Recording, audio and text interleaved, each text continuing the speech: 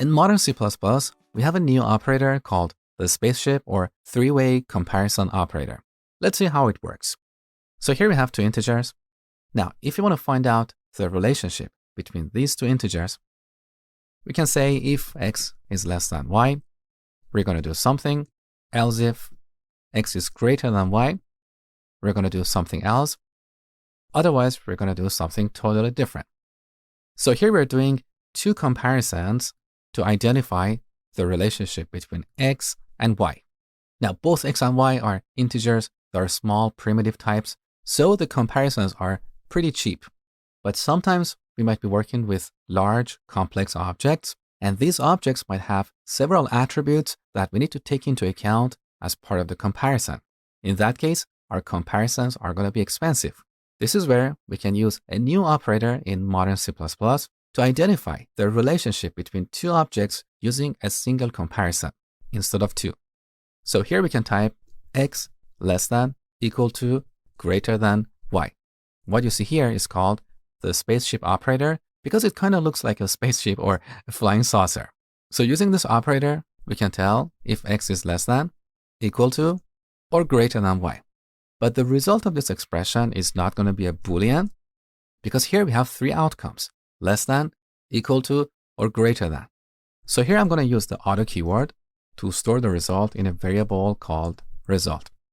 Now look at the type of this variable. It's strong ordering. This is a class that acts kind of like an enumeration. Remember enumerations? We talked about them in the previous part of this course. So using an enumeration, we can group related constants. So in this class, we have a bunch of static fields that we can access using the scope resolution operator. So we have greater, less, equal, and equivalent. So now we can rewrite this expression like this. We can say if result equals strong ordering, double colon less, that means what we have on the left side is less than what we have on the other side. Similarly, we can rewrite the second expression as result equals strong ordering, greater. So we still have two comparisons, but these comparisons could potentially be cheaper than comparing these two objects. So now using a single comparison, we're identifying the relationship between x and y, okay? So this is how we can use the spaceship operator. Now, there is another reason to use the spaceship operator. With a modern C++ compiler, if we overload the spaceship operator, the compiler will automatically generate all the relational operators for us. So back to our length class, we can replace these last four operators with the spaceship operator. So I'm going to remove the last three ones and change this one to spaceship. Now the return type is not going to be bool, it's going to be strong ordering. Now this class is defined in the compare file. So on the top, we need to include compare from the standard library. So we still have an error. That is because I missed the namespace. So we can add std right here or add using namespace std on the top.